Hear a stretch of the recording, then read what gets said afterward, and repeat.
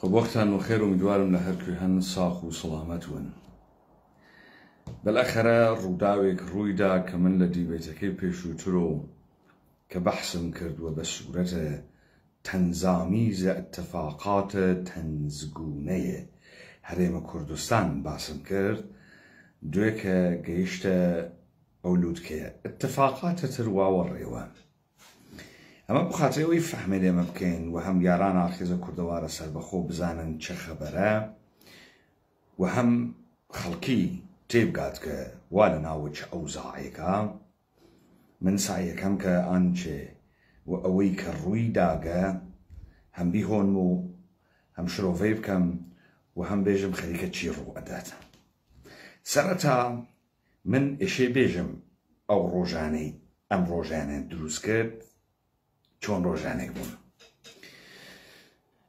وقت تلویزیون کوت دست آقایان حریم کردستان وقت پول کوت دستیان کوتن دروس کردن کوملیک بلگو دکومنت و تاریخ سازی لجیر ناو او روزانه ام روزانه دروس کرد جا انسانه که ناوشانه تختقنی متر دو متر پانتر لناوشانی ایوانه سر کجیک دای انینو قام که دریجه کاتو ایجی او روزانه و ام روزانه دروس کرد من لوی اوامه کردوها فسفس پالوانیک بومو اویشی بحثی کات نه ناوروکه نه ناوروکی که بیجه چون اویتو هوی خلقاندن کلتوری کی تازه چون اویتو هوی خلقاندن شناسه کی تازه گشتی ها بشوین چیوه گشتی ها بشوین ناوبانگ درکردن بو پالوانیتی کنیسی بزانا تو دو بشت هست بشکت امسه که تو کومل قیمت هست شناسه کی گشتیت هست ام کومل قیمه بوگسه هوی شناسه تو و ام کومل قیمه گشت کسی بگویری خوی حلسوکوتی لگلا اکا و برانبری هست به مسئولایتی و برپرسایتی اکا وقتی تو بوش بید لکومل قیم او جارك گرکتا بسر خوان نعمتك لخود پالوانتيك بنوينيت جا امانا كومليك خلق تيرن كتماشاي فيزيكي كي نقوقني ندسومتشكي نأقلي نزواني گزارش ده من ناداد اما پالوانوگا بويا من بتنز اجم تختيقني متري باندرة لتختيشاني أروات برا تلفزيونو إيجيت أو روجانا وأم روجانا دروس كرت استمن أيان ومو صالة هزار ونوصل نودوياك أيان ومو أو روجاني ومن لبير ما أمانة شكلي بون من عربو بباشي تصوير أمان اللبيرة وبب دريجاي سيو چوار سالة تيرميان تأنجين مفراز آغاي لاهور الشيخ جنگي اتفاق لاهور الشيخ جنگي اتفاق بو كمن لچوار سالة بيشو هل لحظة أول وتم أم دور ياغا خب سرطا باو وبيرهان بيرهنان ويك بكم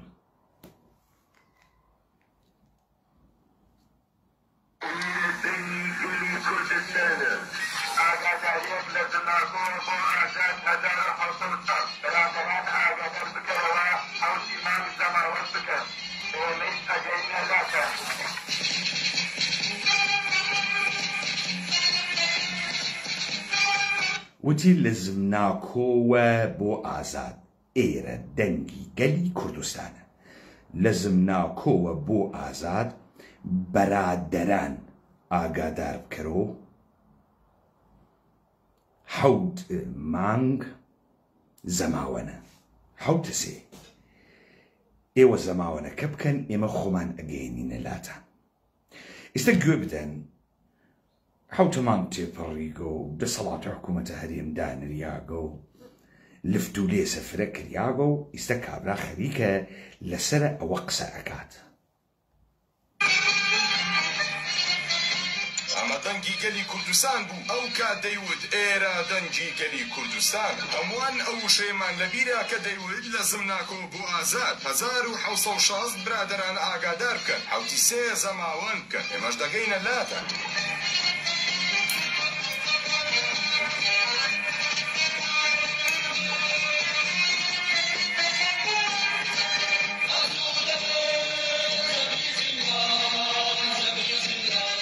ساڵی 1990 بەرابەرایەتی یەکێتی نیشتیمانی کوردستان تەواوی هەرێمی کوردستان دژی سیاسەتی زوڵم و زۆری بەعەز ڕاپەڕین و کە دوجار لە هەرێمی کوردستان کۆتایی بە سیاسەتی زوڵم و زۆری بەعەز هێنرا درۆەکە باوەڕکن درۆەکە هێژە ساڵی 1991 بە فەرماندەهیە یەکێتیە نیشتیمانی هەموو خەڵکە کوردستان دژی سیاسەتی حیزبی بەعەز ڕاپەڕی درۆەکە چۆن درۆەکە لە پەیامە ڕادیۆیەکەیشە ئەفامی درۆەکە بزان ئەمە ڕادیۆس ڕادیۆ ئەگەر ئەم واجێکە ئەگەر تۆ دەستگای ڕادیۆی بێ ئەیگریت تۆ بەحسە جەریانێکەکەی کە ئەم جەریانە ئاوانگاردە پێشڕەوە شۆڕش گێڕە ئەحیانەن کۆمەڵێک بیر و باوەڕ و قێمی بووگە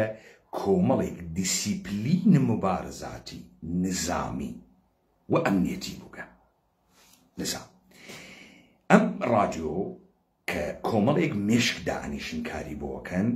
ئەوەڵی قسەیەکە ئەیکات ئەمە سەر لە تۆ بێژێت ڕعایەتە پرۆتۆکۆل لە ئەمنیەتیەکە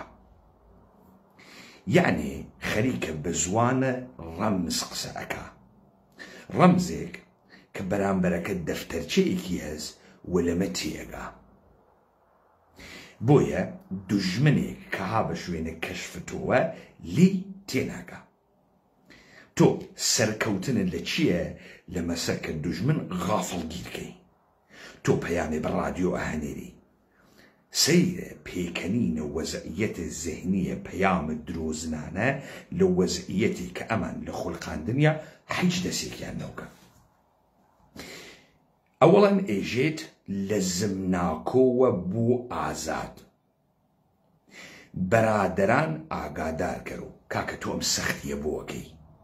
مەگەر ئەمە ڕادیۆ نییە بەرادەران خۆ دەستیان نەشکیاگە پێچە ڕادیۆ میلە ڕادیۆ باعدەن ئیخەنە سەر ڕادیۆ گەڵە کوردستان ئیتر ئەم سەختی و پەیامە چییە لەسرە ئەم واجە ڕادیۆ ئازاد بڕوا بێژێت و بەرادەران خۆکەڕ نیەن گوێیان وابێ ئەمە درۆیە وەڵ دروی دووەم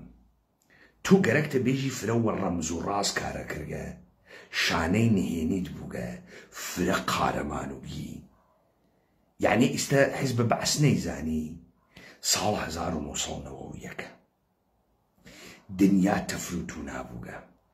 یاڵەتە متحدەی ئەمریکا لە تۆفانە سەحرا پەلامارە عێراقی داگە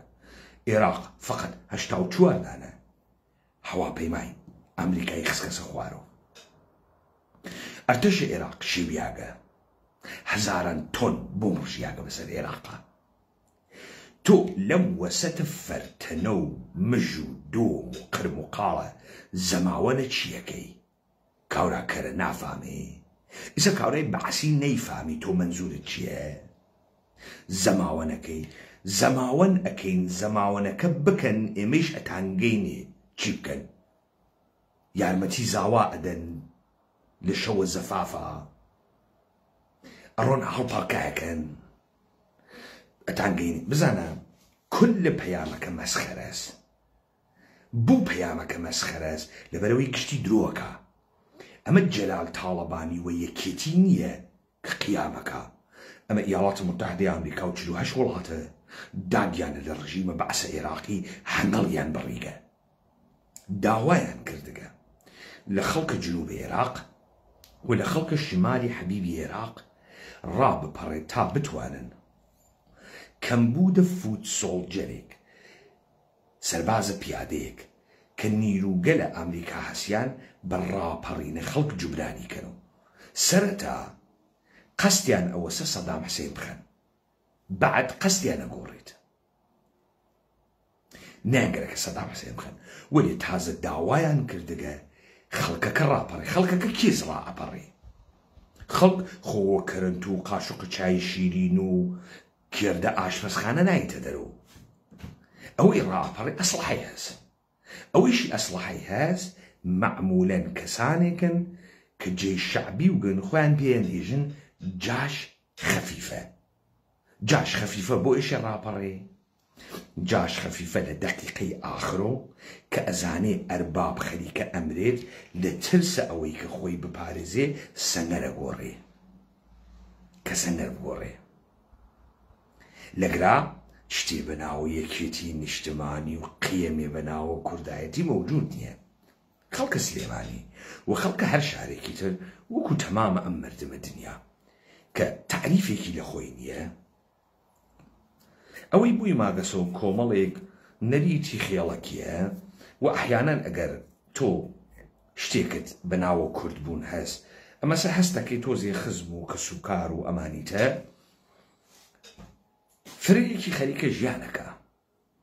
وا لە دام و دەستگای حکوومەتیە و مەعاش ئەخوا و مامۆستاس و ئەندازیارە. ڕەفیق حزبیشە چون شەرایطە ئێران خواسە. فرەیەکی لەبەر ئەوەی نەچێت بڕوا بێتۆ سەرباز، فرەیەکی لەبەر ئەوەی تەعەدای لێ نەکەن، فرەیەکی لەبەر ئەوەی پارەیەکی دەستکەوێ، فرەیەکی لەبەر ئەوەی هیچ قیەمێکی نییە. و نێزی قیەم وەکو نە قیەمی ژیانی شەخسی کابرا توانێت پێی خاسی کرد بۆ ماڵەکەی، بەڵام ئەوەی کە شناسە گشتی بە تۆ ئەدات نێسی دەستەبەری ناتوانێت بکات لە چییە. دەرنەچیجە بووبن و جاش خەفیفە 1 ملیۆن نەفەر جاش خەفیفە ئەنەس. کابرا ئیسە درۆ ئەکا گەرەکی بێتۆ ساحێوە چتێ یەکێتی سازماندەهی کرد. ئەمە چەنە؟ ئەمە 7 وەلێ 11 لە سلێمانی بوو بە شایی و گۆرانی پێیان وتین ئەوە هات مام جەلال تاڵەبانی. کێ پێی وتن ئەوە هات مام جەلال تاڵەبانی؟ مەسعود بارزانی و مام جەلال تاڵەبانی بەچی هاتن؟ بە لەنکرۆزرەکانە قەرارگا هەڵڕەمەزان ئێرانکردنیە ئەم دیو. ئێران وتی ئەوە هات مام جەلال تاڵەبانی. ئیستا خەڵکێک کە ئالوودەی ڕژیمە بەعسە و لە تەریقە ڕژیمە بەعس و نان ئەخوات و ڕژیمە بەعس ژیانی بەردەوام کردگە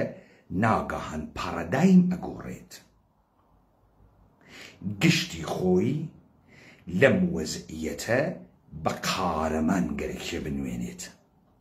ئەوانەیشە کە قارەمان نیەن کە پێشمەرگەن و لە ژێرە دەسە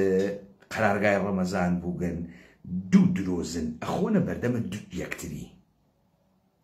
ئەم بۆ ئەو ئەی خونجنێ ئەو بۆ ئەم ئەی خونجنێ. جا وە یەک و گشتیان دەست ئەگرن لە قارەمانەتیە کە نە دروشمی هەست. بزانە ئەمەی پێژن ڕاپەڕین مەسەڵەن وەکو ڕاپەڕینە فەڕەنسە خۆ نییە بەرادەری بەرابەری و ئازادی بوێت. هیچ دروشمێکی نییە. هیچ وە درۆ ئێژێت و درۆ ئێژێت ڕاپەڕیندەژە ڕژیمە بەعس درۆکە. تۆ ڕژیمە بەعسە ئشتراکی میشە ئەفلەقی کۆمەڵی دروشمی هەست. تۆ کە ڕائەپەڕیندژە ئەمە ئێشە کۆمەڵی دروشمە بوێ. خەڵکە سلێمانی ڕاپەڕی وچی دموکراسی وچی ئازادی و کورد چی وت؟ هیچ دروشمێکی نەبوو کە گوزارشی بدات. کەوتنە چی؟ هەڵپەڕکەکردن. ئەو وەختە هەڵپەڕکەیشیان نازانی کەوا لە ڕەنگی شەواڵ لە ڕەنگی کەوشی باتە لوتلار سەرلار هەڵپەڕکەیشیان نازانی. گشتیان کەوتون ئەم بەزمە من لە بیرمە ورد و درسیان ئەمیانە تکرارە کردەوە.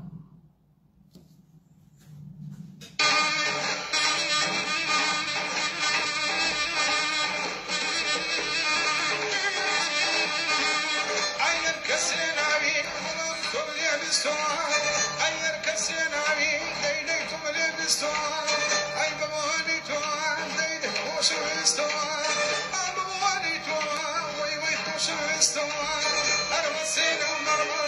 ما يبكي بحر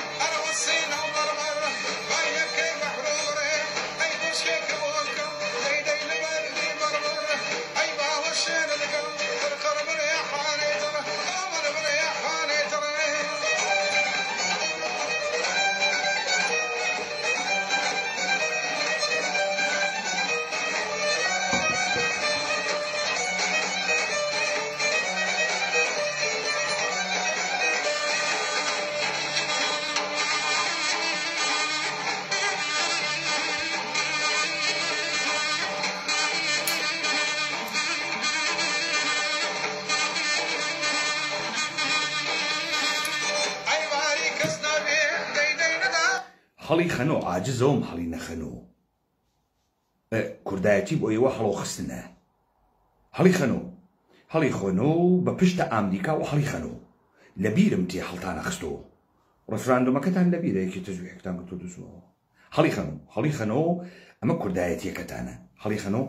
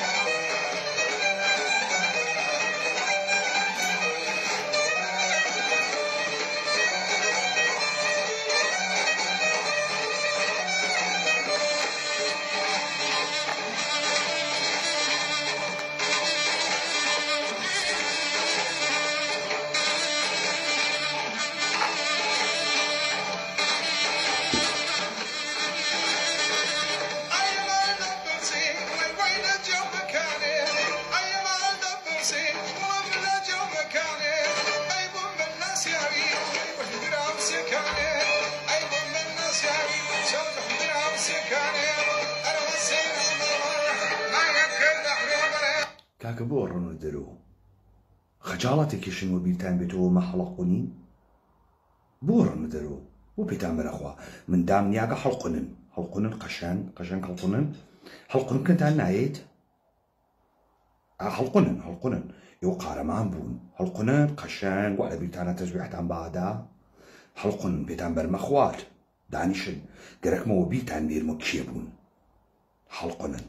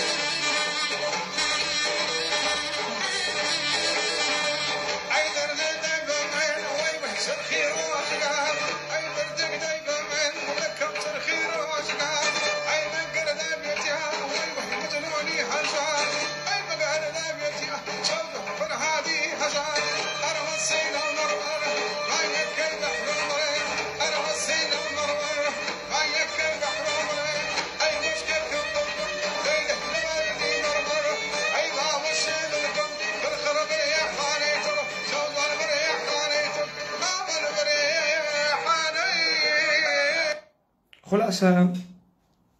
ئێوە ناگەهان بوون و قاهرەمانە کوردایەتی بێ هیچ قیەمێک بعد کۆمەڵێ چمک و دەستەواژەتان هاورد ئەم کۆمەڵە چمک و دەستەواژە تۆزێکی پێ نەچوو گەینە فەرازێک پێتان وت شەڕە ناوخۆ بعد پێتان وت برا کوژی بزانن بۆ خاتری ئەوەی بزانن ئەم قسانە ئێوە ئیکەن هیچ معنایەکی نییە. با من ئاوا باسی بکەم. ئێمە یەسری قیەممان هەست کە لە کۆنەوە بوومان هاتەگە کە گزارش ئەدا ئێمە ژیانێکی ترمان بووگە، مەسەڵەن یارمەتیدانی یەکتری کە من ناچمە سەری لێودا تەوزیح هەدەم. ئێوە کارێکتان کرد هەرچی قیەمە بێمەعنا بوو، یعنی کەسێ دەم لە مەردانەیی بگا خەڵک پێیەکەنێت، کەسێ دەم لە کوردایەتی با خەڵک پێیەکەنێ، بگریت ئازارە دنیات بوێ خەڵک پێتەکەنێ، پێتان پێیەکەنن لەبەرەوەی ئێوە هەرچی چەمکە لە مەعنا خستتان. بزانە یەک زمانی خەڵک دڵیە سووت بۆتان کە پێوا بوو لە خۆی قۆمیاگە کە هەڵەبجە ڕوویداگە، ئێوە هەڵەبجەتان کردە قەرە بوو کەتانە پارە. خەڵکە هەڵەبجە لە گشت کەسی زۆڵتر پارە باشترە، کەنفۆرمیست بەلای ئیسلامی و ئەڕوا بەلای کۆمونیزم و تێت قنەکاتە ئەمریکا، ڕوو ئەکاتە پارە، سەر ئەکاتە ناو قەبران، نەختی و ئەکاتەوە ئێوە خۆتان بە خۆتان پێیەکەنن، ئێوە بە ئەنفالتان پێیەکەنن بۆ یەک کەس لەم دنیا بەرامبەر بە برسێتیە ئێوە، بە بێپوڵیە ئێوە، بەرامبەر بە کوشتنی یەکتری بەدەستی یەکتری، ئەوە نە بۆی مهم نییە. ئێوە ئالەگرا وتان قارەمان بوو، لە کاتێکە قارەمان نەبوو هاتۆ ملتانە، ئەمتانە نەکردایە چیتانە کرد؟ چیتانە کرد ئەگەر ئەمتانە نەکردایە؟ ئێوە 1 ملیۆن نەفەر ئەسلحە و دەست جاش خەفیفەی بەعس بوون، ئەمریکا هاتوو بەعس بخات، ئەوێسیای ئەرتەشە ئەمریکا بتکوژێ، تورەکە بکاتە سەرە، یا فۆرەن خۆت بەرەو ئیلتیجای ئەمریکا با ئەداوە. ئەمە دیسانەوە نەبوونە قیەمە بوو. تا من مثالێک بێنم. ساڵە 1861 ئەم ئیاڵاتە متحدەی ئەمریکا وە ئێستا باوکتانە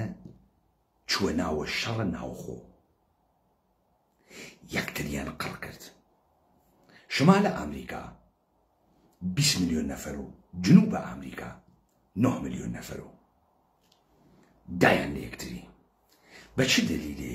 بەو دلیلەی جنوبە ئەمریکا ئیعلامە سربەخۆیی کرد، ئەبراهام لینکۆڵن ڕئیس جمهورە بەناوبانگە ئەمریکا ڕئیس جمهور بوو، پەلاماریدان بۆ هێشتنەوەی ئستەیت.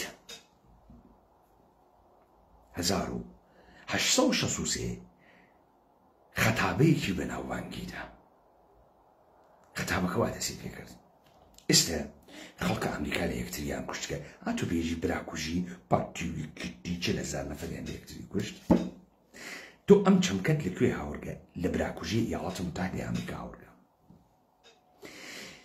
خەڵکە ئیاڵاتە متحدەی ئەمریکا فکری کردو کە ئەم شەڕی بۆ کرد، هێشتا وا لە ناوە شەڕەکە لە یەکی لە قورستنی شەڕەکانەوە جنازەی فرەکەوتەکە. ئەبراهام لینکۆڵن سخەنڕانیەکی تاریخی کرد، گیکسبۆرگ، سخەنڕانیە گیکسبۆرگ. ئەبراهام لینکۆڵن وا دەست پێکا ئەژێ 87 ساڵ پێش لە ئێستا ئەژدادە ئێمە میلەتێکی نوێیان تەخەیۆل کرد، میلەتێکی نوێ.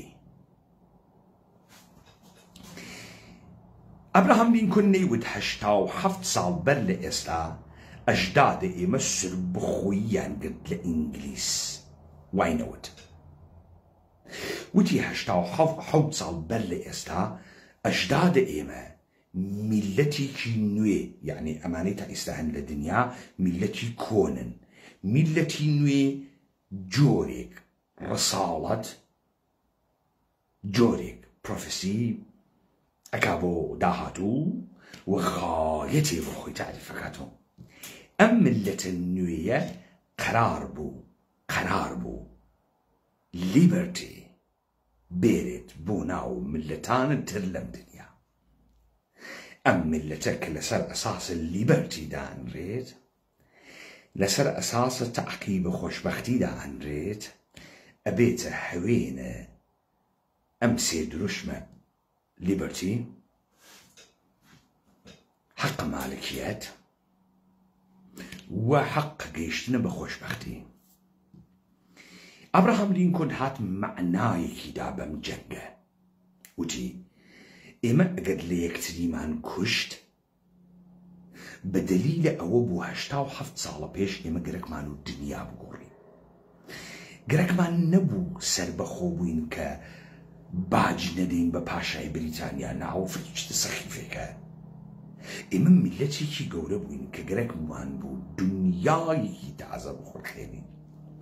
بۆ ئیستا لە یەکتریمان کوشت لەبەر ئەوەی خەریک بوو لە بیرمان ئەچوو، خەریک بوو ئەو ڕەساوەتە لە ئێمە ئەسنریاوە کە لیبەرتی بە دنیا هەناردە بکەین. لەگرا معنایدا بە ئەو خوێنانە تۆ وەکو کار ئەباڕێنی ئێژی بەڕاکوژیمان کردەگە، نایزانین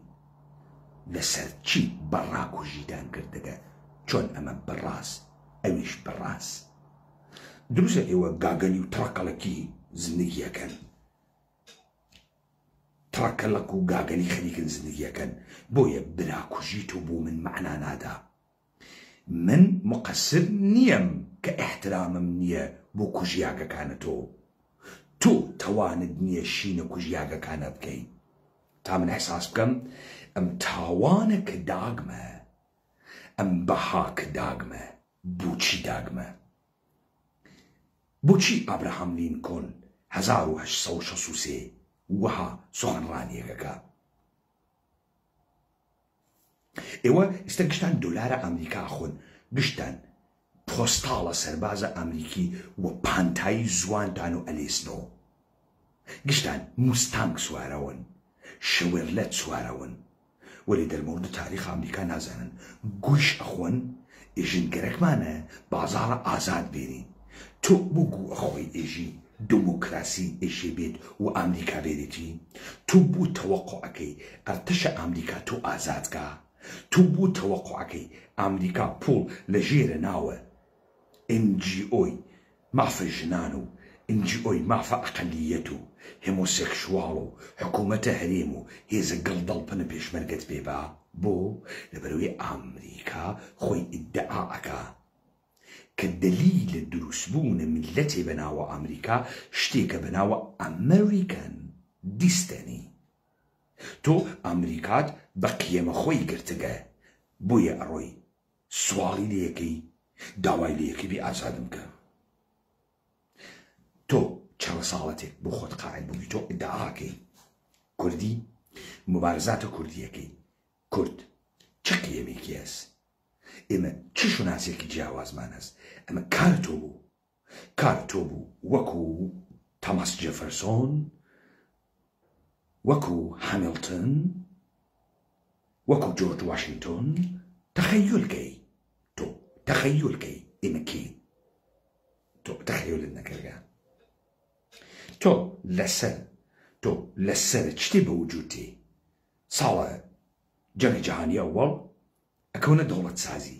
هەنێ شێخ و مێخ و کوڕە شێخ تێرن ئەیانکەنە پاشا، تۆش شێخێک و قوتەوێتەوە، منیش شێخم جێگەم گەرەکە شێخ مەحموود، شێخبازی تەواو ئەوێ،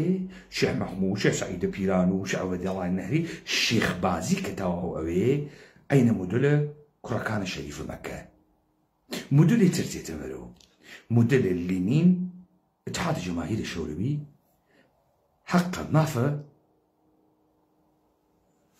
خۆسەری. تۆ ئەمیشە لە لێنین نەگری، ئەگەر اتحاد جماهیر شورویە نەوێ، ئەگەر ئستالینە نەوێ، تۆ حەپەی وا ناتوانی بکەی. لەسان تۆ مشتێ پوڵ، مشتێ چەک و ئیمکانات بێ ئەوەی فکرەکەی تۆ کێی، فقط ورگێ برسیت هەست، ڕۆحێ نۆکەرە هەست، لە هەر کوێکە پرید بۆکەن دەمی بۆ ئەوەی لەگرا دەستورە کارە دەوێت و چی؟ ئەوێت و خود مختاری لجير دروش مليا اتحاد جماهير الشوروي ساڵە 91 اتحاد جماهير الشوروي نەماگە تۆ ئەوی تۆ چی؟ ئەوی تۆ نۆکەرە ئیاڵاتە متحدەی ئەمریکا تۆ کۆمەڵی ئیلیتی بێداگ و باوکی ئێستا بەهۆی موقعیەتی بەناوە چەمکە کورد ناو پەیا کردگە بووی تۆ بنا مستەفا بووی تۆ جلال تاڵەبانی بووی تۆ کوڕە عەلی ئەسکەری بووی تۆ فڵانە کەس اوكي تو بوت فرقي نییە تو قرارە ئلیت بمێنی تۆ نەقیە مەدرس ناهیجێ حتا لە ژێر ناو مارکسیزمە تۆ نەهای بە شوێنی عەداڵەتە اجتماعی نەهای بە شوێنە لە بین بردنە نابەرابەری و چەوسانەوەی ئینسان بەدەستە ئینسان بۆیە تۆ تەڕەکەڵک تووشێ زگچوونە مەغزی بووگی مەغزە ئسحالەکە مثلا چەسپیاگی تۆ بۆگەنی و برسێتی کە گویا مارکس بۆگەن و برسی خۆشگەرەک بوو مارکس گەورەترین ستایشگەر سەرمایەداریە تەمام و مشکڵیشی تەکە سەرمایەداری ئەمەسەر ئەم شکۆی سەرمایەداریە وا لە دەسە ئیدەی کەمێکە ئیشی ئەمە بەش بکرێ بخرێتە دەسە گشت کەسێک مارکس تەرزار فەقیری نییە ولی نە تۆ ئەوە تێگەیی بۆیە ڕاپەڕنەکەینەوە دوێکە دروشمی نییە نیسی حەجێکی نییە و تۆ لەوێ درۆوەکەی ئەگەی بە کامە فەراز ئەگەی بەم فەرازە کە پوڵێکی فرە و فراوانەکەوێتە دەسە ئیستە تۆ نە شانەی نووسەگە بووگە نە ئەستقباڵە عمومیە خەڵکە بووگە نە خەڵکە لەگەڵا بووگە نەو قارەمانە بووگی کە داعاکەی ئەکەویتە دروستکردنە مێژوو تا خۆت وەکو ئلیت بێڵی تۆ خەڵکەکەی شکارەوگە خەڵکەکە ئینسانە مەعمولی وگە جوتیاروگە کارمەندوگە دەرکێکی لەم دنیانەوگە تۆ ئلیتوگی قەراروگە ئەمە حاڵیکەی تۆ نەتوانیگە ئەمە حاڵەکەی خەڵکەکە حەچینەوگە لەگەڵ دەوڵەتە هاوکاری کردگە و ئەگەر مەڕۆماڵاتە خۆی بووێ بەدگێسی ڕێوە لە پەڕێکا تۆ تێهێژی پێشمەرگەی ئەیلول شانەی نووسوی ئەیلول شانەی نووسوی ناوی شارەکان و دیهاتەکان پێشمەرگەی کۆن پێشمەرگەی شاخ پێشمەرگەی بنەبەرد حقوقیان پێدەی لە پوڵێک یا مفت و ئیاڵاتە متحدەی ئەمریکا ئەیهەنێرێ بۆتان و تۆ ئەیدی وەم خەڵکە ئیستە دوو درۆزن بۆ یەکتری تایی دەکەن تۆ ڕەفیق حەزبی وگی ڕەفیق حەزبیش نەوی جاش خەفیفە وگی جاش خەفیفەش نەوی کارمەند وگی نەوگی ئینسان مەعمولیەکی وگی هیچ کارێکە نەکردگە لە پڕێکە مشتە پوڵم مەفتە خەنە دەسە پێچ ئیژن تۆ ئەو شەوە ساردەکەی قەندیل بەتانیەک داوە ملە پێشمەرگەیەکە ئەوژی ئەشۆبی لا من شانەی نووسوو بوو ئیستە یەکێتی و پارتیەکە شانەی نووسوی نەوگە شتێکی بۆ ئێراعەکردن نەوگە ئەوێ تۆ ساحێوە شانەی نووسوو بە پانتایی ئەقلیمە کوردستانە سێ مەحافزە ئەسەر سەگ بدەی هەر کەسێ ئەگەی شانەی نووسوی کۆنە شانەی نووسوی یەکێتی و پارتی وگە کەس نازانێت جاشەکە کێ و ئەرێ جاشەکە کێ و ئەلیت ئەونۆ ئەلیت خەڵکە ئادیش نانیان گەرەکە لەم ئەلیت بوونە ئەمانە ئیستە ئەمان تەنیا شتێککە بۆیان ئەمێنێتۆ ئەمەسەکە پوڵ دەربێرن وەکو چێ وەکو تۆماس جەفەرسۆن ئەمانە یەک عومر سوال کەروگن لە باخەکانە کەرەج سێویان ئەڕنیوە لە سەقز داکەوتووەن سپێرە دیفان بچمە قاسم خانیە کرد حتا وەجبە پولیان پێبەن ئیستە کەوتنە سەر خانەقەت نێمەت نەیان گەرەکە جارێکی تر برسی بوونەوە نەیانگەرەکە جارێکی تر ئێستا قینیان لە دێ من ریوەسینە مەڕمەڕ لێ ئەدەم چون من دقیقەن تەداعیکردنە کەوشە پاتە و کەوا لە ڕنگی و شەواڵ لە ڕنگی و بۆ گەنە سەڕوان و خۆبووی ئۆتکۆڵۆنە 20,000 دۆلاری نەیەدا کاورە نەیگەرەکە بگەڕێتەوە دەورانێک کەسکێ تێرسکێ برسی وە نۆکەری سکێ تێرسکێ برسی و گەرەکی حتا ئەتوانێ ئەم ڕۆحە برسیە حتا ئەتوانێ پوڵ جەم کات کە هیچ وەخت نەکەوێتەوە ناوی فەقر بۆیە لە ئیقلیمە کوردستانە کەس دەستدانی نییە گشتی ئەگرێت یعنی ئیستێشە ملیۆن دۆلار ئەدزن ئیستێشە لە دەوڵەتە ئێرانی پوڵەسینە ئیستێشە هەر کە پوڵیان پێ با ئیگرن زەنگ بۆ هەر کەسێکیان بەی پوڵی گەرەکە هەر کەسێکیانە پوڵی گەرەکە خب لەگرا سوال ئەوە لاهور شێخ جەنگی بە شوێن چی بوو لاهور شێخ جەنگی خەریک بوو شەڕە ئەلیتی ئەکرد لاهور شێخ جەنگی و ئەمسال لاهور شێخ جەنگی هانە شوێنی چییە شەڕە ئەلیتەکە لەگرا بە قەوڵی ئینگلیسیەکان ئەلیت ئۆڤەر پرۆداکشنمان هەست ئێمە ئەلیتێکی فرەمان تەولید کردە کورد بازوگۆ پێشمەرگی قەیم و بۆ کوڕە فڵانە کەسە و میمزای فڵانە کەسە و خۆشکەزای فڵانە کەسە ئەمە گشتی بگەسۆ ئەلیت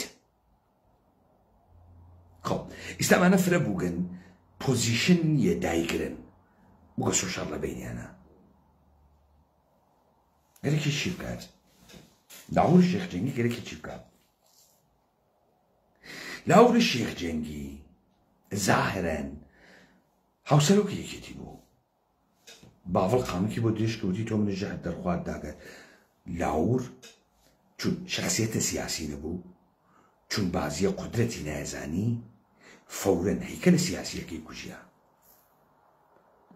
هەر ئەو شەوە مەشایە بیان کوشتایە نایان کوشت هەر ئەو شەوە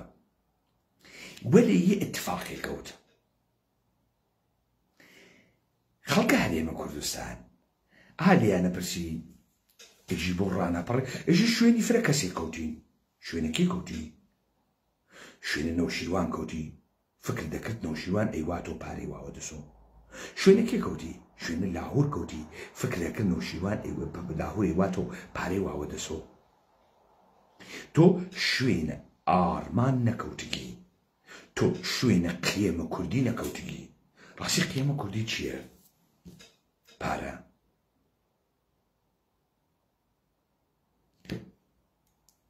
قیەمە کوردی چییە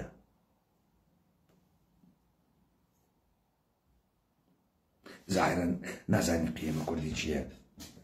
کەسمان نازانێ تۆ شوێنە چی کەوتگی عەداڵەتی کۆمەڵایەتی مەگە تۆ کۆمۆنیستی شوێنە تەقوا کەوتگی مەگە تۆ موسڵمانی تۆ ئێشی خۆت بووسی تۆ سەرچاوەیەک لە باوەڕ و قیەم تۆ کێی تۆ دانێ دەمەگوشایی واگەرە کێسی پارەی بوێ کە بکڕێ ئێستا قسەکە ئەەکەی چی شکلیە با من تحلیلە قسەکانە لاهور بکەم لاهور دوێشە و 3-4 دەحفە تەلەفۆنی تەکە میدیاگە لە مختلفا قسەی کرد تەلەفۆنە ئەوەڵ لەگەڵ ئاوا میدیا بوو لاهور وتی چی وتی خەڵک دان بە خۆیانە بگرن ئێمە خۆمان نادێن بەدەسۆ ئێمە احتراممان هەست بۆ مؤسسات هاتگنە ماڵەکەی من ئێمە لە ماڵەکەمانە تەحەدا قبوڵ ناکەین با من هەر ئەمە تەحلیل کەم لە مێشکە ئیسحال گرتگە بەلە فیڕە گرتگە خەڵکە ئیقلیمە ئۆکەی ئێستا تۆ بە زوانە مؤسسات قسەکەی بە زوانە قانون قسەکەی یا بە زوانە عەشایری لە کۆمەڵێ نەریتە عەشایری وا تۆ تڕۆ کرد دەم سووتکە سیگارە کامیان کارەکە ئێستا کامیان کارەکە باوەڕکە بمری لە کنار خیابانە من دڵم بۆت ناسوودێ درۆکەی باوەڕکە وەختی ئێژی برسیمە من باوەڕە پێ ناکەم درۆکەی باوەڕکە وەختی ئەقوزێنی تۆ من باوەڕە پێ ناکەم درۆکەی لاهور و درۆ ئەیوت خەڵک دان و خۆتانە بگرن چمانی خەڵکە ئەقلیمە کوردستان ئاقیستە گشتی ئەرێ ئێوە بۆچی کەوتوونە شوێنە لاهور شێخ جەنگی بۆچی بۆ بەرابەری بۆ ئازادی بۆ کوردایەتی بۆ ئیدارەکردن ئەی چۆن لاهور تەزوی هەیەک متریە گرتە دەسۆ وەکو ئەنتەر وە دەورە لاهورا بوون ئاپۆڕی خەڵکی خۆ ئێستا لاهور تەوەهۆم لێداگە لاهور لە ئێوە فاسەتر ئێوە لە لاهور فاسەتر دەوروبەریەکانە لاهوریش لە لاهور فاسەتر لاهوریشی خەڵکدان بگرن خۆیانە یانم های ئیستا بێژم بڕژنێنە خیابان خەڵکە قارەمان مەچێکی بواتە سەرۆ تێتر درەوە کڵەشین کۆف ئێژێتر پێمان تەحمل ناکرێ کەشیوی دۆ لە سلێمانی هاتە دەرەوە ئەی خوایە سلێمانی خوایە بیپارێزی خوایە تووشی شەڵمان نەکەی خوایە ئەرێ ئێوە کەیوە ناسک بووگن قرتۆڵینە کەیوە ناسکن ئێوە بەچی واتان یادەوە ناسک بوون وڵاوە مناڵەکانم دەنگی تەقەیان بیستگە بار دەرونیان شیویاگە بڕێ نای دکتۆر دەرونی ئەمە لەکوێ لە سلێمانی ئافرین باوەڕکە پاریستان پێناگا خەیلی ناسکوشتن ئەمە لەکەیوە نازار بووگنەوە لاهور لە پڕێکا وەختی گیزەی فیشەک و دەورەقتنیە هات ئەیوت ئەم پەیامەم بەهەنێرن بان لێیان چۆلەکە تەکانی نەخوارد باشە ئاپۆڕی خەڵکی ئێوە لەکوێ بوون مەگەر ناکەوتنە دەورە لاو خەبەرە بەعدی کە هات کۆمەڵی دایک و باوک هاتگن بزانن کوڕەکانیان وا لە لای لاهورا چیان پێاتکە گوێ خوارداتکن خەڵکەکەشیژێ وە خەڵکی فەقیر و هەژار کوڕ فەقیر و هەژارە کوژێ کوڕە فەقیر و هەژار گوو ئەخوا ناکوژێت کوڕە فەقیر و هەژار ئەو خوێ ڕێسە وا ئیستە بگەسە کۆماندۆ ئەو خوێ ڕێسە وا لای کاکە باف لاهور دانیشتو ئەوایە ئەکردووە لەم کرۆزەر مانگی 800,000 دیناری ئەگرت چیتر بکات دەی ئیستە ئەو شغڵی ئەمەسە ئەسڵحەیەکی کەسە دەسە تەقە بکە مەگەر شغڵێکی تری هەست ناوێ ئەو پوڵە ئەیخوا حەڵاڵی کە ناوێ چۆن کوڕە فەقیر و هەژار ناکوژی ئەمە ئەدەبیاتە کوێز ئەدەبیاتە کێز ئەمە قیمە کێز کوردە عرفانە ئیسلامە زمانە قانونە ئەمە چییە ئەمە زمانە ئەخلاقە چییە ئەمە ئێوە کۆمەڵە کەرە ئەشایرن ئەشیرە وا قسەکە واقعەن ئەشیرە وا قسەکە ئەشیرە و کوڕی فەقیر و هەژارە کوژی دەخەریکە پوڵە خوا ئێستەخدام بووگە مدەڕعی واوە دەسۆ و جلیقیز دەگولولە و چەکە ئینفۆڕەدا لە خۆی و نارنجەکی هەسوو ئەوەنی کەرێ ئەقڵی نییە وەکو کەر ئەوەڕێ دێ با بتۆپی کاورێ وا با بتۆپی بەدەر چێخوا دێ هەڵیانگرکە شەڕکە هەڵیانگرکە پازداریکە ئەمە نوکتەی ئەوە تو سەیرە ئەم مێشکە ژێڵەژیاگەکە بعد لاهور ئێژێت کە من ڕێزم هەیە بۆ یاسا یاسا لە مەملەکەت تۆ معنای هەست تۆ رەزانی یاسا چییە خەڵکەکە چی ئەزانی یاسا چییە عێراقی بوون چ معنایەکی هەست ئەسەر مهمە بۆ ئێوە چ معنایەکی هەست ئێوە بێجگە لەوەی کە ورکتان کە بابەکەی وەستا جەلیلە خۆن شتێکی تر معنای هەست بۆتان یاسا بووکی قاعدەی بازی کێز یاسا قاعدەیە بازیە زاهرەن ئێوەی ئیلیتە کێ توانێن بازی بواتە ڕێوە بعد هەڵ ئەگەڕێت و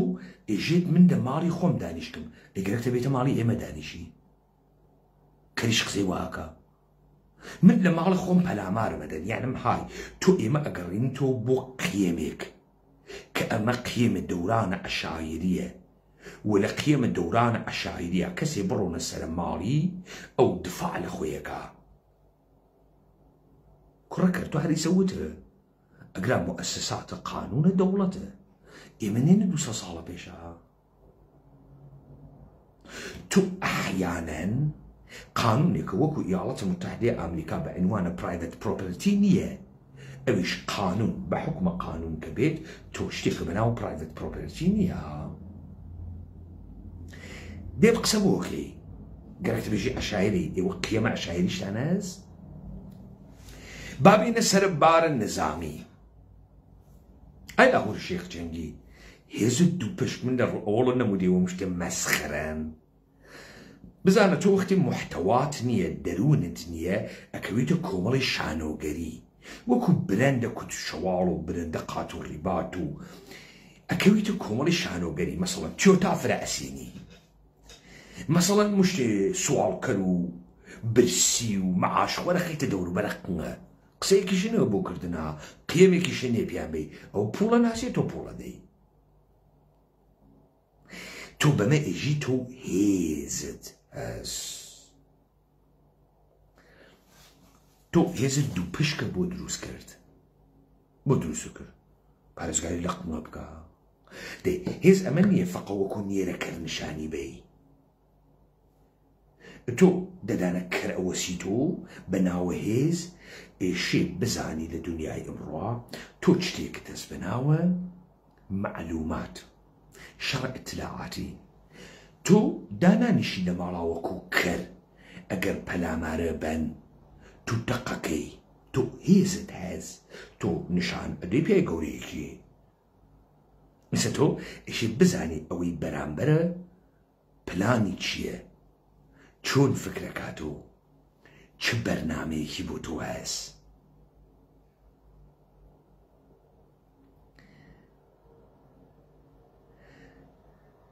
عەبدوڕەحمان ئەمین بە منحیج بە تۆ شاخە گۆیژە بە ئەجدادە شاخە گۆیژە کوڕە کەر دەم نەکەی تۆ عیز گویزایی نەخۆن نێنە حەدە ئەوانم گوانە بخۆن ها ئالەم و ئادەم حیزیە ئێوە خەریکە ئەوێنێت تەواو گوزەشت ئەو دەورانە گوزەشت پارەدایمێتر دەستی پێکردگە سە پێتەژم چه پارەدایمێ دەستی پێکردگە بازارتان نەما وەکو قاح بەدەمتان داخەنەوە بەدووە خۆ ئیتر فڵتە فڵت ناوێنم زات بکەن بەناوە ڕادیۆش دەم بکەنەوە دەم بکەن و هاوەنەکەنە قوندان هەر لە ئیستە و گشتان تۆقیگن ئۆکەی ئیسەمە تێمە سەرم داستانە تۆ حرەکەت نەکردە معلومە دووڕیاگی حرەکەتە نەکرد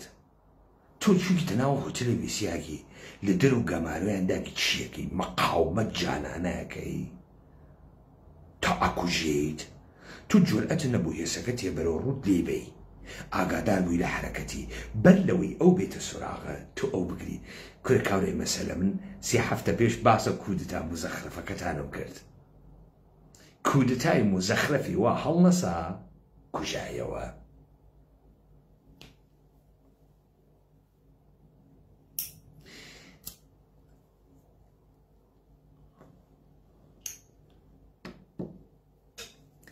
ئەم قسانمە بۆ کرد تا تۆ بفامی ئێوە هیچ کامتان بە ناوە ئەلیتە کورد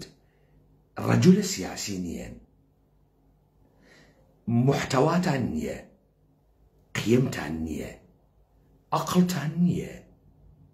ئێوە فکرتان کرد بە یەک سری ئیمکانات بازی ئەکەن تەکە یەکتریا مەردم لە ئێوە درۆزنتر ئێوە لە مەردم درۆزنتر سری اتفاق کەوتگە بە حاڵیتان کەم وا لە بیرتانەوە شۆخی وتم شێخ جەعفەر وجوک وتم شێخ جەعفەر کە تووڕەترینیان بوو باڤڵ هاتۆ ئیمتیازاتی پێدا ئەو بێتان وا بوو باڤڵ کەرە وەختێ و دڵ و جورئەتتەرینتان شێخ جەعفەرە قیمەتی 100,000 دۆلارە و ئەیگرێ یعنی ئێوە یەکتان پیاک نییە باوەڕ تێتە سوراخە قمە شێخ جعفەریش تێت وەلی ئەوەنین کارێکە کردی سابەتی کرد بە ئێوە مشتی خوێڕی بێ بنەمای بێ بونیادە بێ دەسەڵاتە بێ قیەمە بێ ئەقڵن تو تەنانەت لە ئەسڵەحە هەر نەمایشەکە ئەدەی ئاخریشی فقط زرمە زرم بەلاتۆ مهمە تو نەتیجە بەلاتۆ مهمە نەبود مهمە کە ئەم ئەسڵەحە ئیگریتە دەسۆ چه هەدەفێ تعقیبەکەین ئێوە کارتان ئەمەوە لە ئیلیتە دۆڕیاک بوون مراجعە بکەن بە مەردمێک کە ناڕازیە ناڕزایەتی مەردمێکی چییە خەدەمات ناگری یعنی ئاو کارەبای نییە موچەی بوونایە دەیسە تۆ موچە دیری دەیسە ناڕازی چیەکە خەڵکەکە لە بودجێی عمومی چوار موچە ئەگری مفت موچە ئەگری چیەکە ئیسە مەسەڵەن نەڕوا مامۆستایەتی بکات چیەکە ئەڕوا کەشاوەرزیەکە جوتیاریەکە ئەڕوا پیشەسازیەکە سەنعەتێکی واوە دەسۆ مەسەڵەن نەوێت تۆ پێشمەرگە ئەم تێهەڵ دریاگە چیتر ئەتوانێ بکە بەناییەکە بەرهەم تێرێ ئەوێت تۆ شوان مەڕداریەکە چیەکە ئەو خەریکە لە پوڵە یا مفتە بوجە پوڵەگرێ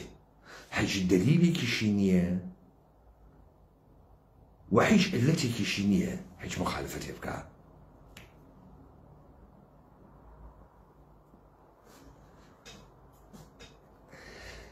ئێوە تەنانەت نەتانتوانی لە بربەرەکانیە ئلیتیە و زوان دروست ئاغای باوەڵ لە دەسەڵات لابوون تەنیا کەسێکە مەوزەعەکەی دروست بوو بەڵام محتەوای نەبوو تەنیا کەسێکە مەوزەعەکەی دروست بوو ئەما لە ئەقلیمە کوردستانە عێراقا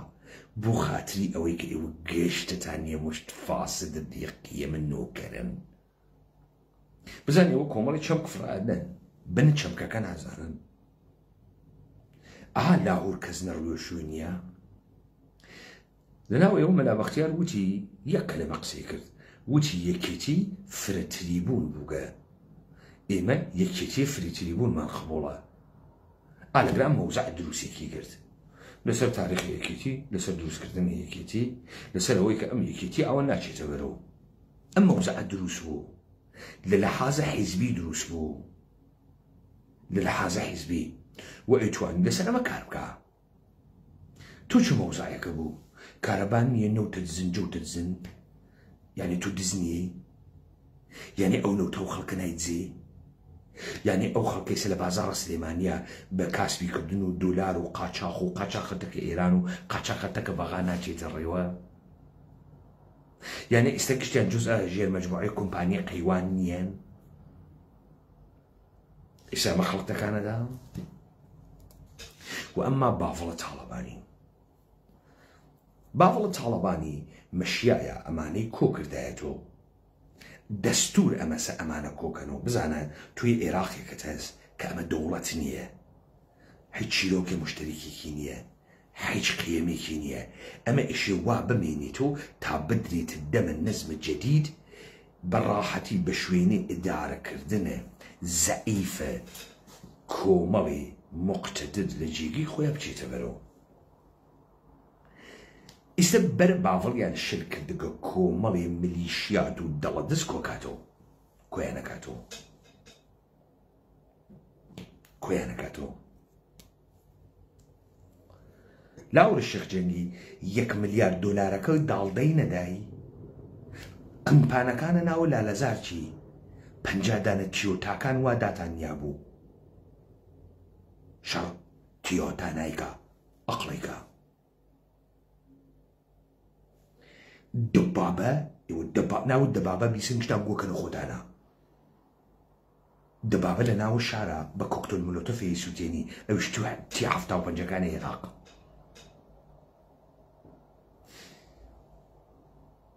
لە ناو شارە مدەڕعە نایخوا ئاگر بکەی وە ملیانە کەبابیانەکانە ناو تو نقصد شر نظامیت بو، نه دلیلت بو، نه جرأتیت بو، ولی باول کۆتانی کردو، باول شتێکی تریشی کۆ کردو.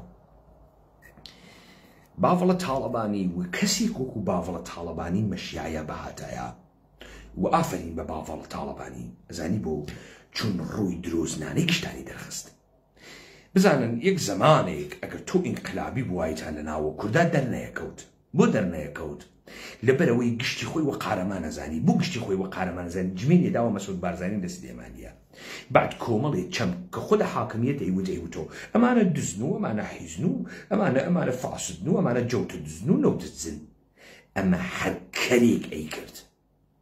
من جملە شامسوار خۆی فاسدترین ئینسان بوو. کۆمەڵێ فاسدیش بۆ خاترەوەی نانە جەدید دەستیان کەوێ ئەڕێنە لای شەمسوار. ئەمە نەبوو کە ئەمانە دزیان بەلاوە خراوە.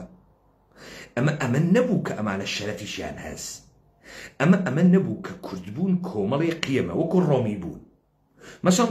ڕۆمی بوون سێ قیەمی هەست. تۆ خەڵک ئیمپراتۆری ڕۆمی سێ قیەمت هەست. بۆیە تۆ هۆڤیەتێکت هەست بە ناوە هۆڤیەتە ڕۆمی: پایەتی، لیبەرتی، ڕیسپابلیکا، تەقوا، ئازادی، جمهوریەت. تۆ بە عینوانە کورد 120 ساڵە کوردایەتیەکەی قمەپان کرد کە سۆ ئەوەنە دەچێتەمە قۆپانە حیزەکەیتە بپێت مترێت هەر کە مترێت تەزویحی قەزغەوانی گرتە دەسۆ کەرە کوڕە کەرە ئەقڵی لە کەر کەمترە. متر تەزویح گرتە دەسۆ. قیەمە تۆ چییە؟ قیەمەکە چییە؟ تۆ ئەحیانە ئێستێشێمە کۆمەڵی قیەممان بچی تەزویحتە قەزغەوان چییە؟ فاسۆلیا؟ قیەمەکە چییە دەقیقەن؟ دۆلار؟ چی پێکەی؟ تۆ بەم دۆلارە چیەکەی؟ لە چی نەجاتە ئەوێت؟ قیەمەکە چییە دەقیقەن چییە؟ هیچ.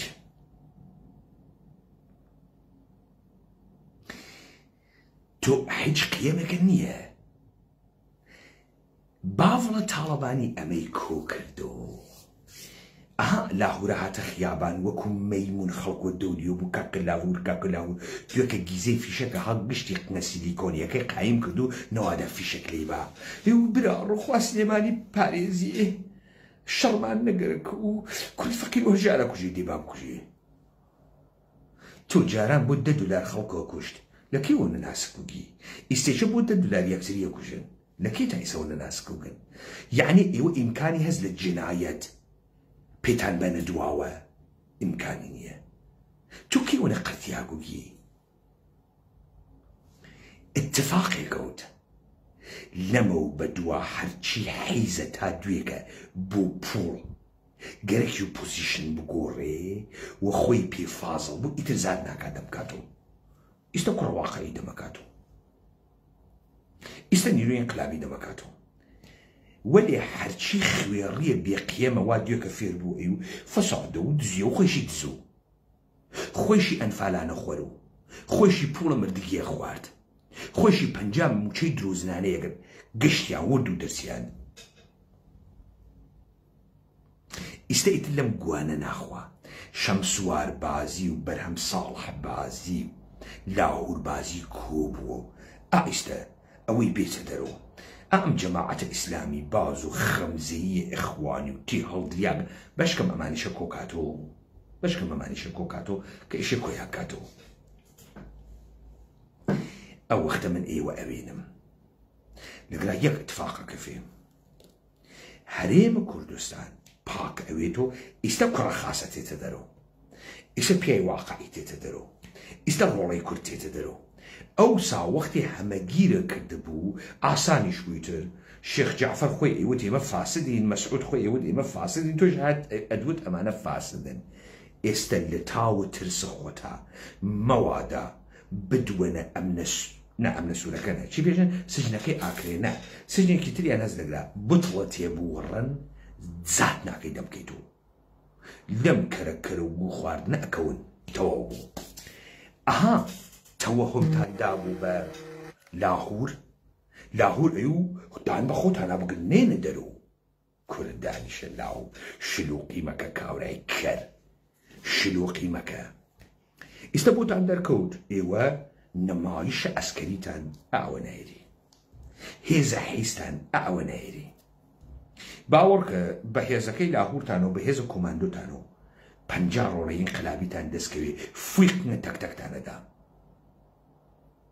کوربابێ و مشتی فاسد دولار خوەرە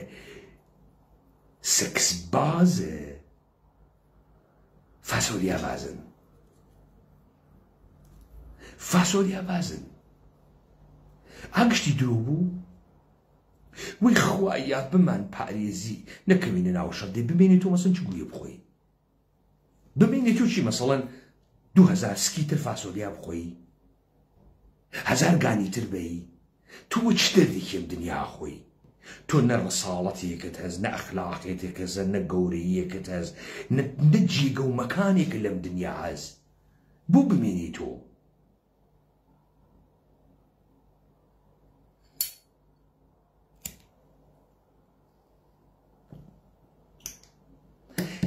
تۆ بۆ مانەوەت ئێشێ دەلیل بێری، چون تەبیعەت پێتی داگە، چون حەیات حەقە، چون خوا وت کێسی. چۆن تۆ بە چ دەلیلێ دەیخوا فرشتی تریشی وتکە ها، حەق فرشتێکی ترە تۆ ئەپڵای ناکەی، فەقەت چەسپیاگی وە حەیاتۆ. بابەجان ئەم کەرەکەرە ئێوە ئەیکەن لەم دنیا وا مفت کەوتبنە ناوی سەری، لە نابوودی دەرئەچێ دەرنەچوو بە تەکتەکتانم وت 200 دافەتدارتانم لێدا ئەم فەسادە کۆکەنەوە وەکو بوو. من 3 هەفتە پێش وە مەسخەرە باستانم کرد، لێ هاتە دەرەوە قسەکە دروست بوو. نافەرجامانە کوردە تاچی کرم مەسخەرەینە بەرهەم ساڵا چووە بەغا تەلەفۆنی یەکرد ئەی و لە زمناکۆ بۆ ئازاد زەماوەن کەنەوان ژیانە بەخوا گوێزانمان گم کردگە ئاوەکەی شوگە نەهاتکینە دەر و زاوایەتی ناکرێ. خۆ مزەخرەف، قسەکردن مزەخرەف، مەفاهیمتان مزەخرەف، حرەکاتتان مزەخرەف، فەسادتان دنیای گرتو. تەواو بوو، ئیسە تەواو بوو و تەواو ئەوێ دەورانی تر دەست پێیەکە. ئێستا ئیمکانی هەست لە ناوە ئەو هەرێمە کوردستانە ڕۆڵەی واقعی کورد کە بفامی قیەمی گەرەکە، شناسە گشتی گەرەکە،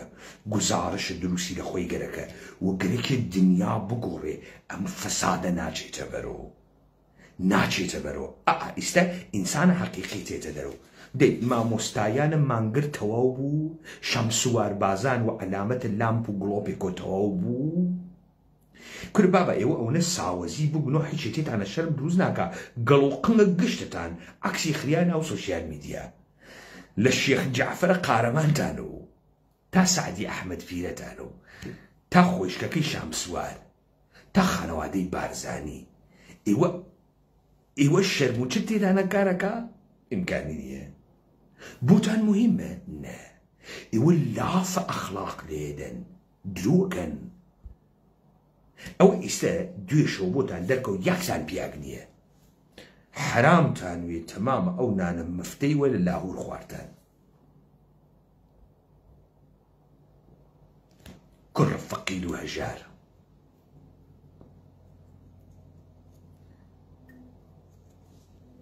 کە ئێوە دیتان لە ڕۆژە ئەووەڵ من وتم ئەمانە هیچ کارەن ها، ئەمانە نە پیاگن، نە کوردن، نە سیاست مەدارن، نە ئیلیتن. ئێستا چیەکاوە 1 میلیارد دلارەکەی باڤڵ تێ ئەوڕن لاهوور تێ ئەوڕن؟ چی پێکام 1 میلیارد دلارە چ پێکا؟ هەڵ ئەگەڕیاوە من نەتی ئەنیا سەرخڵ من ئەم توانی لە ئەوروپا ژیانە خۆشگوزەران کەم دەی بۆ نەوە کرد. یعنی ئێستا تۆ ژیانەکە فرە تەڵخ و لە سلێمانیا مەسەڵەن تۆ لە ئەوروپا وایتا بە چی میلیاردی دۆلارە دەرەهاورد؟ بە چی؟ بەچی دەرداورد؟ ئەوە من ئەم توانی لە ئەوروپا خۆشگوزەران بم. دەبێ لە ئەوروپا خۆشگوزەران بووە کێ بەرتی کرد؟ من مامەوە لەگرا بۆ چی؟ تۆ مایتەوە بۆ چی؟ مایتەوە مبارزە بکەی بەر ئەساسە چی؟ کە چ شتێ تاقی بکەی؟ کە بە چی بگەی؟ دەی تۆ ئەگەر بزانی حەقانیەت ئەەکەی ڕائەپەڕی بەرامبەر بە سیستەمێک لە مەقاوڵی ئاوێسیایی. تڕابەڕیت تۆ تێکەڵە سیستەم بووی چوویتە ناو انتخابات یەک کورسی هاورد ئەوەنە پیاگ نەویت حتا لە انتخاباتەکە بیشێوێنی بیژێ من دەستکاری کریاگەر ئەمە دزی کریاگەر دوێکە بەناوە حکوومەتە هەرێمەوە قسەوا کرد ئەسەرە هەر کەرێک ئەدەی ئێژێ ئەوە بە نەفع پارتی بوو پارتی هیچ گویەک نییە اتفاقا بە نەفع پارتی نەبوو یەک دەستکردنەوەی زۆنە سەوز بە نەفع پارتی نییە باڤڵیش هیچ مەجبور نییە نۆکەرە مەسعود بێت اتفاقا دوێکە سابەتی کردووە مەسعود ئەگەر کوڕە مەسعود گیرو بە هەنێرێتە خوارەوە تا دەرکەوێت لە هێزەکەی لاهور فەشەلترە کورەمانە مشتی فاسدن ئێوە حاڵیتانە مەسعود هەرەوە نەبوو تۆپێ لە مەخمورە خستیە گریان زەنیدا بۆ قاسم سولەیمانی کورە بابا ئێوە بوو ئەوەنە فاسدن مەسعود بارزانی گەورەترین دەسەڵاتێکی پوڵی هەست دەخۆ لاهوریش ملیاردێکی بوو پوڵ ئەوێت تۆ دەسەڵات مەسەڵەن من پوڵ بەمە تۆ ئەوێتۆ قارەمان من پوڵ ئەدەمە تۆ ئەڕۆی ئەیدەیت و ڕۆن ئەیدەیتە دەرە قنگە ئەی هەنووی تا قنگە چەرمەگوێ من پوڵ بەمە تۆ ئەڕۆی دچ باکەی من پوڵ بەمە تۆ ئەڕۆی گەڵت تەنگەکەی تۆ لەبەروی تەمتروی خۆتۆ ناکاتۆ قارەمان پوڵ ڕۆحە گەورە تۆ کاتۆ قارەمان قیەم تۆ کاتۆ قارەمان شوناسە گشتی تۆ کاتۆ قارەمان بەرەو پیر ڕساڵەتی چوون تۆ کاتۆ قارەمان تو چی دیستە وڵاو پارتی دەسی زۆر زۆر یعنی ئێوە فرە ژیرن ئێوە ژیرن ئەمە وەزع قوتانە خجاڵەتتان نەکێشا دوێژە شیعە ئێژن ما ئەهلە کوفە نیستیم عەلی تەنها بمانەت باوەڕەکە ئێوە گشتان ئێوە ئەهلە سلەیمانی هەستن لاهور تەنها ماند ئێوە ئەهل ئێستا ئێشە خەڵک بێژێ ئێمە ئەهلی سلێمانی نین لاهور تەنیا بمێنی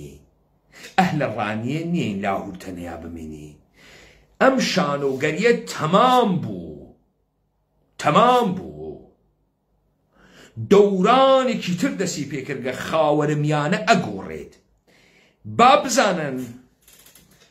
نەزمە جەهان ئەگۆڕێت نەزمە جەهان لە شەڕە ئیدە ئەڕواتە شەڕە تەمەدون ئاخێزنامەی کوردان 10 ساڵ پێش ئیعلامی کرد جەهان جەنگە تەمەدونە ئازاد کوردان لەگەڵ تەمەدونە ئینقیادگەرە ئەدیانە جودۆ کریستیانەتی ئەدەبیات ڕۆژگەلە ئایەندەی جەهان ئەدەبیاتێکە کە من هۆنیگمەسۆ ئێوە تا ئیستە فاسدینە لە شەڕە ئیدا بوون لیبرالیزم کۆمۆنیزم ناسیۆنالیزم شەڕە ئیدە گۆڕیا ئەم نەزمەی وا قەرارە بەرقەراری بکەن بە شەڕە تەمەدون تێت ئێوە بە حیزە حیزە و بێقیەمبوونتان خۆتان کردووە سەبکەڵچرە تەمەدونە ئیسلامی یەهودی یا سەبکەڵچرە تەمەدونە ئێرانیە نەبووگ ولی ئاخێزە کوردان تەمەدونە کوردانی دەرهاورد وتی تەمەدونە کوردان تەمەدونە ئازادە تەمەدونە ئەدیانە جودۆ کریستیانەتی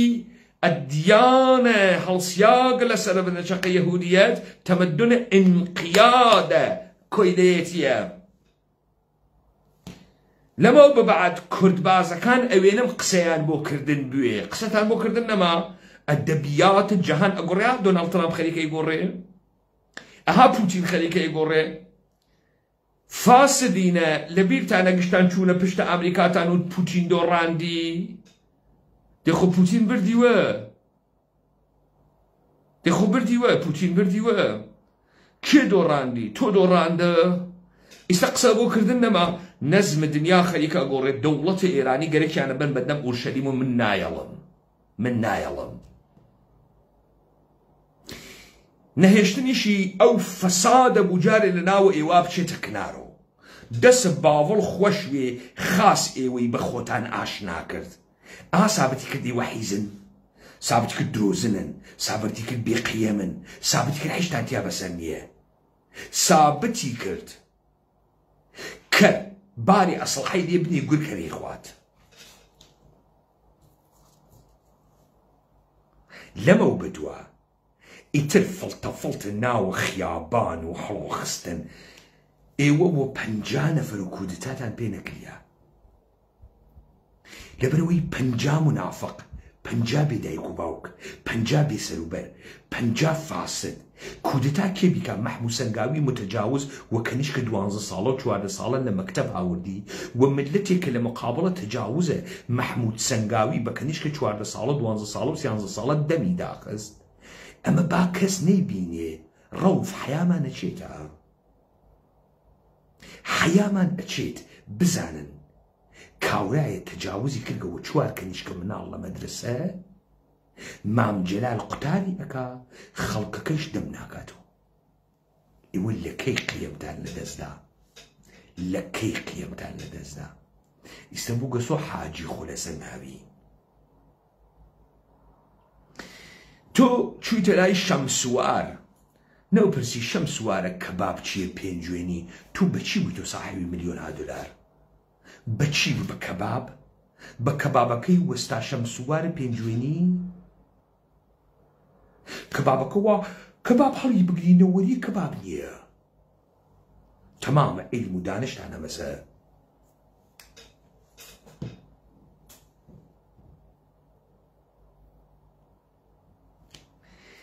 نەدەزانی وەخت خۆی کە تێتە بەرەو ئەتوانێ سەرە بکوتێتەوە و ئەیکوتێتەوە دیتان باڤڵ ئەوەی نەسیحەتێکە خاسارەکەتی پێکرد باڤڵ شوێنی نەبوو شوێنی بۆ خۆی دروست کرد باڤڵ مەشروعیەتی نەبوو مەشروعیەتی بۆ خۆی دروست کرد کۆنگرەیە فەیکی گرت انتخابات فەیکێکی گرت ئەمە گشتی ئەبزارە بازیە حکوومەتە ئەقلیم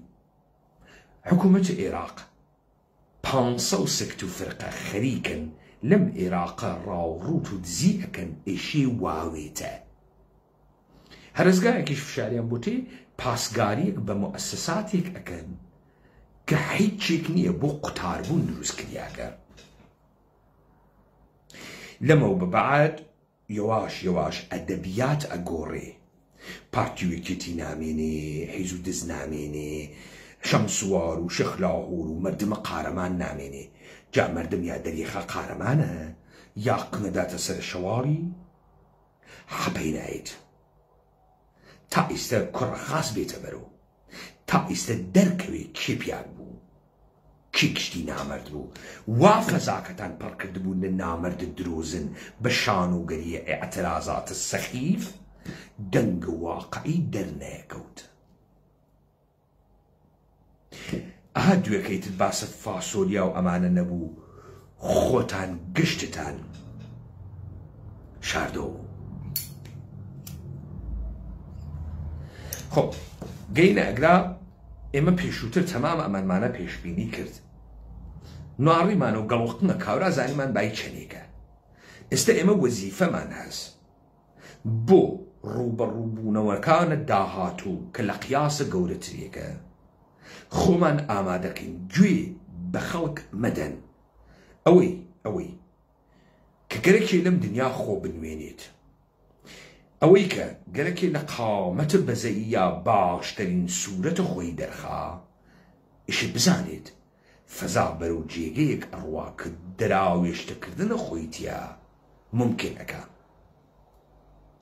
هەرچی هەیکەلە درۆزن و فاسد و بێقیەمە کاری تەواو ئەوی پەردەی نەمایش تەواو بوو وارد دەوران جەنگەوین ئەوە جەنگ نەبووە ئەوەی داهود ئەوە جەنگ نەبوو ئەوە زرمە زرم بوو ئەوە زرمە زرمە ئێمە واردە دەورانە جەنگەوین ئیستا ڕۆڵەیە ئینقلابی ئینسان و کوردی وردە لە سلێمانی و لە هەولێر و لە کلار و لە ڕانیە و لە هەڵەبجە تێتە دەرەوە دەورانە قەدیم تەواو بوو حیز و دز و چڵقاوخۆر و فاسد و بێقیەم و حزب باد و کانفۆرمیست تەواو بوو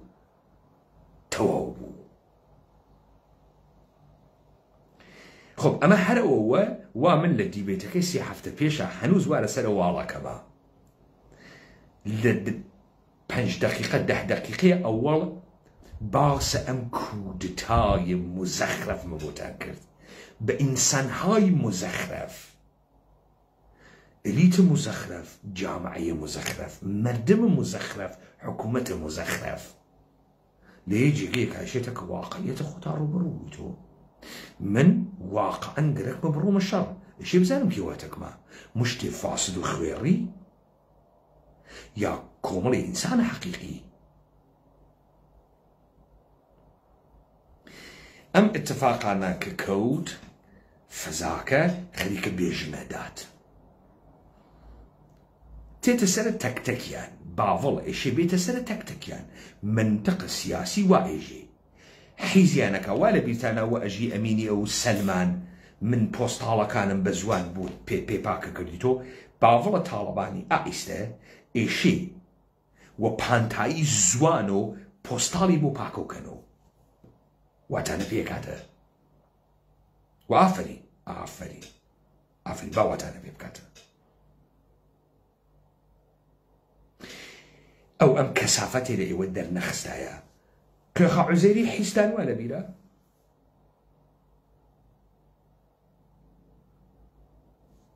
شو بول وإيوش كوي ندا بول إيوي حيس كرد بول إيوي بكرامت كرد بشخصية تاني كرد بجيان تان يك نفرتان أو نيو سيجارة بلاي منو شخصيتي نية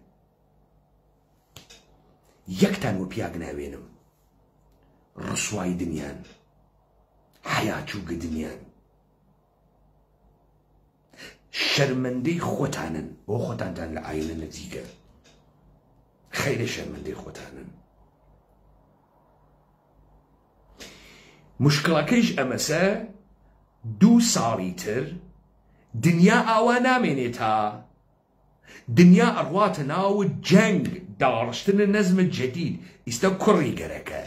ايوش كشتان دقتان كرقسو حيزة بوتان ناقوري وسختي بوتان ناقوري جهان آينده نيو وورد اوردر جنگ تمدنه شوالي ناي انبازي تمدنه أدبيات قنر بازي وهوموسيكشوال بازي وجن بازي وقشتي أقوري تواوبو إيالات متحدة أمريكا بوجي قشتي قد كرد قتيكا لبروي إيالات متحدة أمريكا دچار قيران قوري وهويتية وإيالات متحدة أمريكا إيشي بچي فكرة بحالة خوي بكات سر لنوي خوي تعريف كاتو